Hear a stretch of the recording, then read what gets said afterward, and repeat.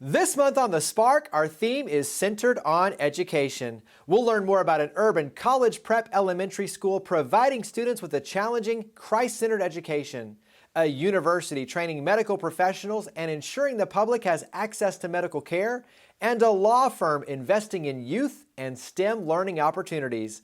We'll also share a special moment from our Spark Awards 2021. From our very beginnings in 1954, Lipscomb & Pitts Insurance has been built on the values of customer service, leading with integrity, and supporting our community. We believe in promoting the positives, encouraging engagement, and leading by example to power the good. Lipscomb & Pitts Insurance is honored to be a presenting sponsor of The Spark. Additional funding for The Spark is provided by ECOP, the Memphis Zoo, MyTown Movers, MyTown Roofing, MyTown Miracles, and by Meriton. Ever been excited by a new idea? Inspired by watching someone lead by example? When we talk about creating change, we start by sharing the stories of everyday heroes who are making a difference in their own way so we can learn and do the same. I'm Jeremy Park, and this is The Spark. They're an elementary school providing students with a challenging, Christ-centered education. We're here with the head of school for New Hope Christian Academy, Lionel Cable. And Lionel, let's start out. Give us a little history for New Hope Christian Academy. All right, New Hope Christian Academy was founded 25 years ago by Stephen Carpenter, head of school.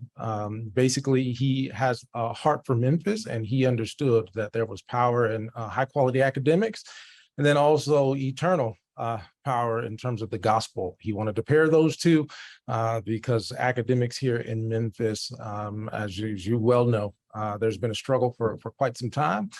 So he created a school where teaching, learning, and discipleship, those are our three keys. And if we stick by those three keys, we obviously would have fantastic results. Talk about where you're located. So we are located in Frayser, in the heart of Frayser. We started downtown, but then as the population began to shift, the school needed to figure out where we were needed the most, and Frayser is where it has been for the past 20 years. And then I think another thing that makes you very unique is private school, Christ-centered, but you have kids coming from all over, so many different zip codes. So talk about the student makeup and the DNA. Yeah, absolutely. So we serve children from 38 different zip codes across Shelby County.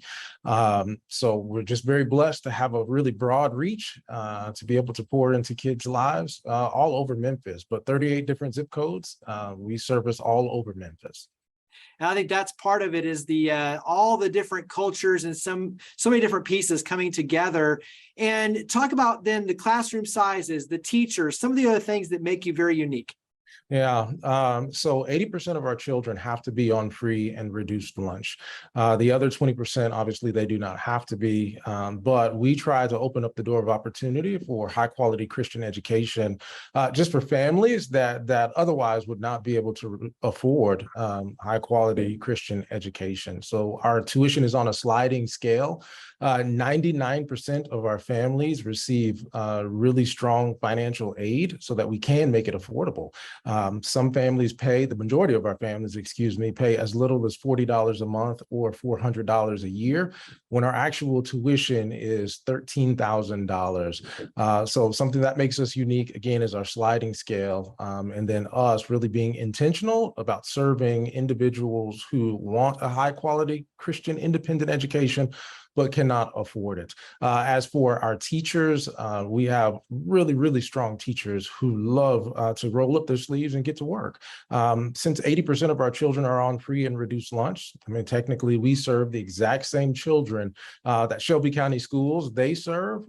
However, we're able to pour into our kids with strong relationships with our parents, and then strong academics through our experiential learning, and then obviously our farm and our forest, which we've talked about before on the show. And again, get phenomenal results. 99% of our kids cross that finish line in terms of graduating high school. 70% of our kids will pursue as well as obtain a college degree.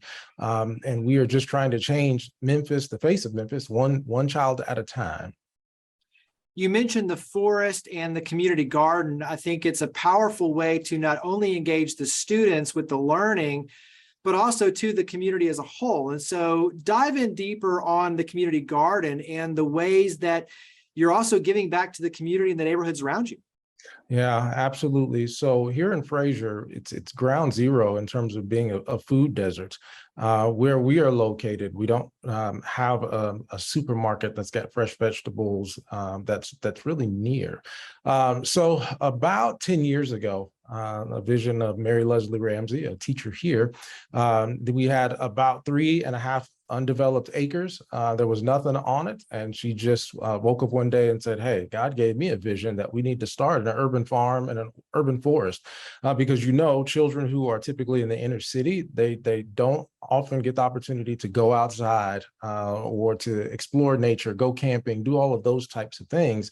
So over the course of that 10-year period, we slowly developed an area that's called our farm and our forest. The farm is absolutely gorgeous this time of year. And our horticulturist, who is full-time, very intentional about working with all of our students in terms of planting crops and actual crops from some seasons it's been corn, some seasons it's been watermelon, to cabbage, to strawberries, blueberries, you name it. The farm produces quite a bit of fresh produce. So a way that we give back on top of just using that as our hands-on approach for our kids, we also have what's called our Pay What You Can stand. So since we are not near a grocery store, and fresh veggies and fruit, especially this time around, it's pretty expensive. Our parents, every Friday, it's an opportunity for them to come to campus, and they literally pay what they can for as much produce as they would like. So that is a tradition that we have held strong really over the past 10 years since we've had the farm and the forest. Wrap up with contact information, your website, social media, phone number. Where do we go to learn more and get involved? Fantastic. You can certainly visit our website, www.newhopememphis.org, or all of our like Facebook handles, Twitter handles, they are all the same. And that is at New Hope Christian Academy. Lionel, thank you for all you and your amazing team do. Thank you for coming on the show. Oh, thank you so much. And thank you for having me.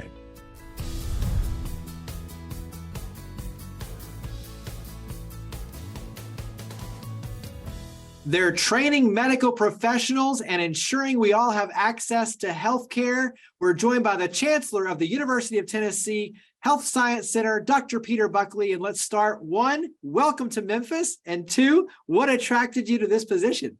Thank you very much, Jeremy. I'm delighted to be with you today. And I'm absolutely delighted to be in Tennessee, and specifically in Memphis. This came up at just the right time. Serendipity usually plays a lot of these role in these kind of situations. So it came up at the right time. It was very attractive. I was fortunate to be able to survive a highly competitive national search, and I was fortunate to be selected. So I was attracted to the caliber of the institution.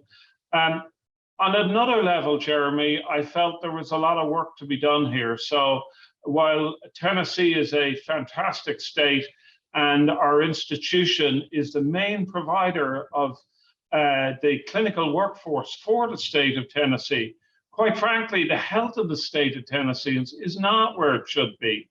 And it hovers 41, 42 in national metrics, where we've high rates of obesity, high rates of hypertension, high rates of diabetes, high rates of mental health problems, dental problems. And so our organization, our university, provides the workforce for today and for tomorrow. So I found that as a really great attraction to hopefully work with all the people in Tennessee and with our institutions and to make a difference. And then the final thing is, although we're based in Memphis, really our campus is all around Tennessee.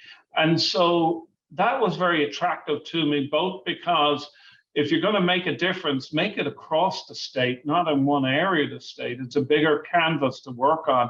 So I'm absolutely delighted to be here. And then also, Memphis is an amazing city to be involved in. So talk about the different degree programs. You mentioned statewide, so there's a lot to dive into, but give us an overview of the different paths.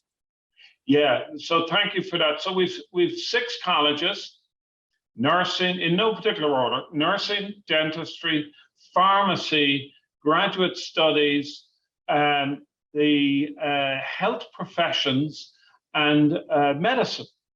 And so there are degrees in all of those areas. Health professions is rather broad. It has things like occupational therapy, respiratory therapies, health informatics. The rest are kind of self-explanatory: dental and dental hygiene degrees, pharmacy degrees, various nursing degrees, and then also a medical degree. And so they run the gambit from 1, 2, and 3 year up to 4-year programs. And then, of course, we have the opportunity to give people other training. So, to tie back to your original question about excited to be here, the portfolio of our university is fantastic. That also carries forward into access and ensuring that all citizens have access to medical care, and especially working in rural areas. And so talk about some of the unique things you're doing to make sure that everyone has access to healthcare. Yeah, so thank you. You're right on the money on that. So how can you have access to healthcare if there aren't the healthcare providers, period? Or if the healthcare providers are all in Nashville, or all in Knoxville, or all in Memphis, but they're not in rural Tennessee. So let me give you 2 examples. So first is dentistry. So I've told you that we're behind the 8 ball on national metrics for dentistry. Here's the workforce metrics. There are, per 100,000 of the population in general in states across America, the average number of dentists is 60 per 100,000. Tennessee, it's 50 per 100,000. So we clearly don't have enough dentists in general. But then when you look at Appalachia, this is a staggering figure: 4 per 100,000, 4 dentists per 100,000. So we're very fortunate that the legislature, with the Department of Health, has funded a 5-year project, the upper end of which at the 5 years, if it all goes through, will cap a $53 million initiative. It's called a Healthy Smiles Initiative. How could it be anything other than that? And that's to provide more dentists and to provide more dentists throughout the state. So we're increasing the number of dental students here in Memphis. We're increasing the number of faculty to train dental students, but then we're also increasing the number of sites for dental training. Because again, if people train back in areas that they have family or areas that they get comfortable with, odds are they may stay there. And so that's one example. And another example that I'm very excited about is our university, University of Tennessee, for the first time in 50 years, has created a new campus. And the campus is in Pulaski, which is very rural Tennessee, as you know. And it's called UT Southern. They have a BSN nursing training program, but it's fairly small. So we're now partnering with them, and we're going to have our nurses, a joint training program, and increase the number of nurses. And of course, we want the nurses to be able to work back in rural Tennessee and Pulaski. And so there's another example of using the full breadth of the opportunity and our resources to impact statewide the health of Tennesseans. So wrap up with contact information, website, social media. Where do we go to learn more about the University of Tennessee Health Science Center? So if our website is easily accessible at www.uthsc.org. And we look forward to you contacting us. We're always available. We are a state public asset. Well, Dr. Buckley, thank you for all you do. Greatly appreciate it. Thank you for coming on the show. Always. Thank you very much, Jeremy.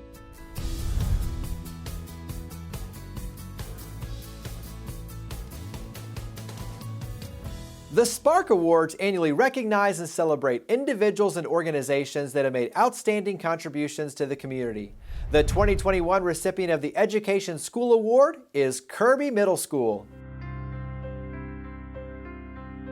At Kirby Middle School, we're actually a turnaround school. Green Dot Public Schools took over Kirby back in 2016. We're a grade level 6 through 8 school, and we serve about 450 students. We were almost shocked by the number of students who were actually getting online, logging into every class, and really taking their education seriously throughout the pandemic. And I think that speaks to not only the prep work that went into protecting instructional time and making sure academics stayed as the top priority for our teachers, but also it speaks to just the strong teaching staff that I have here. There's an extreme teacher shortage right now, and so I'm grateful to be able to say that we have certified teachers in every classroom.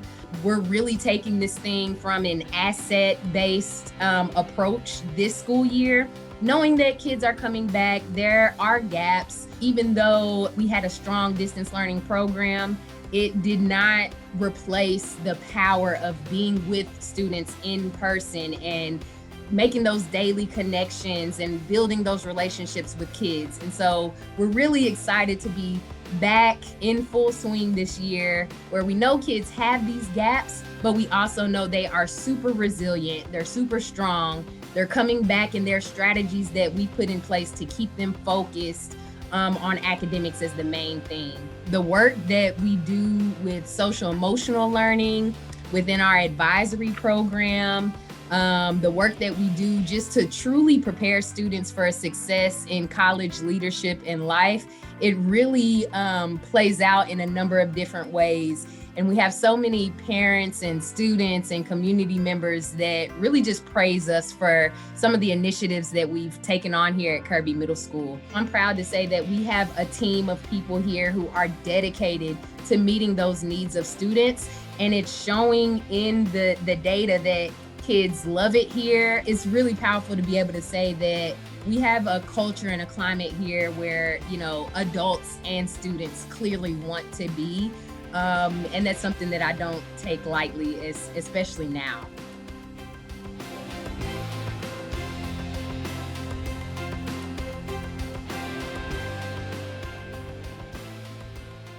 They're a law firm giving back to the community, supporting students and education here in the Mid-South. We're here with the owner and the founder of the Reeves Law Firm, Henry E. Reeves III. Let's start with a little bit of your background, serving in the military, coming out and going to law school, and moving back to the community to start this law firm. Give us a little bit of the history for the Reeves Law Firm, Henry.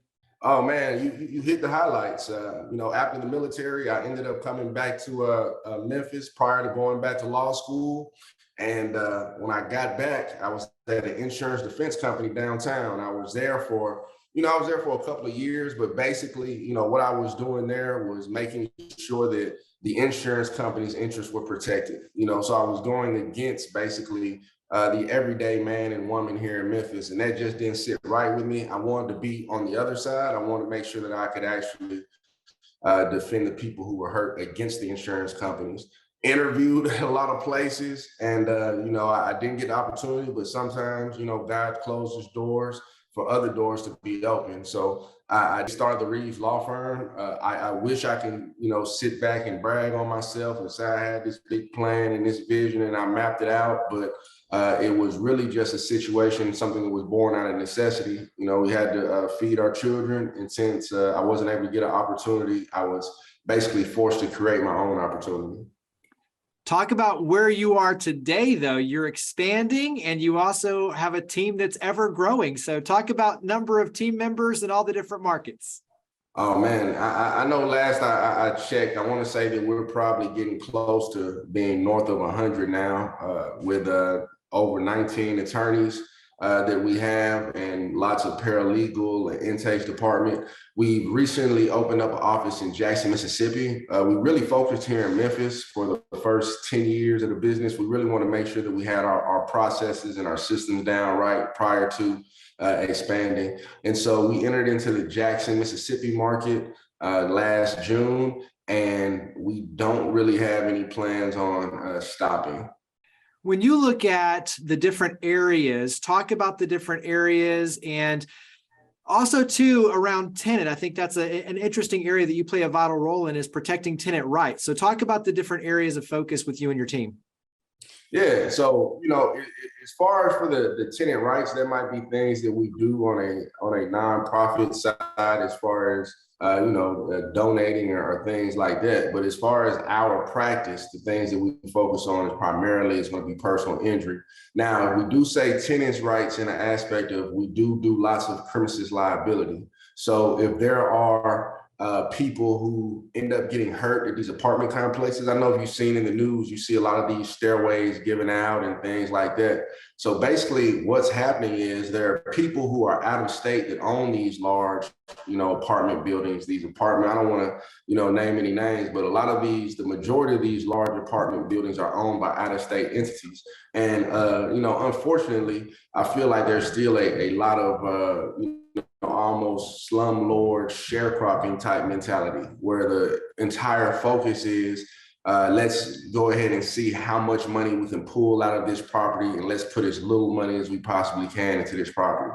So, when they do that, you see things manifest like higher crime rates because they don't have gates and they don't have lights and they don't have the proper security guard. You see injuries coming from structural things because they try to save some money. So instead of pouring the proper amount of concrete, they just did this amount. Or instead of doing the update that they had to do, they decided to put that money in their pocket and give it out to their shareholders.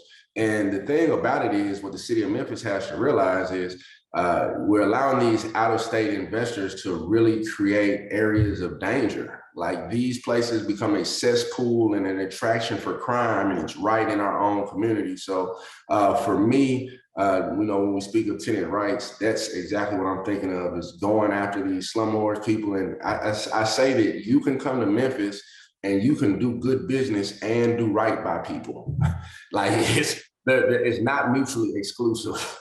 like you can make lots of money here in Memphis in real estate and be a responsible landlord. Let's switch over and talk about your community support. And let's start with education and a STEM center and a recent pledge to support the Whitehaven High School STEM Center. So talk about that. Oh, yeah. Well, the Reeves Law Firm, we're not the ones who are behind this STEM. So I don't want to make sure that I'm not taking, all the credit. They have lots of people working very hard to make this project happen. They came to me with an ask. And, when it's our community and it's Whitehaven, it's Memphis, the children are really our future. So to have an investment to invest in our children, I don't think that, I would be able to get a better ROI anywhere that I put my money. So we're pledged $150,000, and we're hoping that with this pledge, the ROI we would get is we would get a few more doctors, we would get a few more scientists, we would get some CTOs, we would get a few more engineers. And our hope is that once they go out, they get whatever education they get, that they come back and they pour into Memphis. We really have a brain drain going on here. A lot of our most talented, smartest individuals, they're getting pulled away to Atlanta and Dallas and Houston and Chicago and anywhere you go around the country. Some of the brightest people are Memphis people. And so if we can find any type of way to keep some of that talent here, to keep some of that brain trust here, we would be a completely different city. You also support initiatives around eyeglasses, and I know that's near and dear to your heart. So talk about the support of eyeglasses. Oh, yeah. So, my son, he was having issues in school, and, we were trying to figure it out. And, long story short, it came out that he needed glasses. And when we went to go get the glasses, it ended up being a bill of like $400 or $500. And immediately to myself, I was like, I know that there's not a lot of I know that there's a lot of parents that couldn't afford to have something like this just pop up on them and have this extra bill of $400, $500. So, we've been doing glasses and classes for a while now. And basically what we're trying to do is just put optometrists and mobile optometrists together along with these kids to come out to their school, help them out, do some eye exams. And then the biggest thing is financially support them in order for them to get glasses. Once again, the pattern, if we're looking at it, is opportunity to invest in the children. And so I feel that we're going to get a great ROI if kids have glasses and they can actually see and they can learn to read. I think that for our city, it's going to be the best thing for us in the future. Wrap up with website. Where do we go to learn more about the Reeves Law Firm? Hey, you can find us online at www.beyourvoice.com. Well, Henry, thank you for all you and your amazing team do. Thank you for coming on the show. Thank you.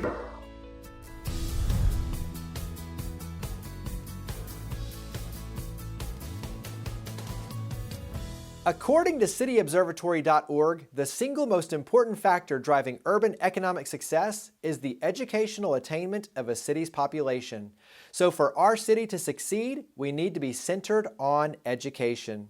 Education creates empowerment, knowledge, confidence, and new opportunities. It can change lives.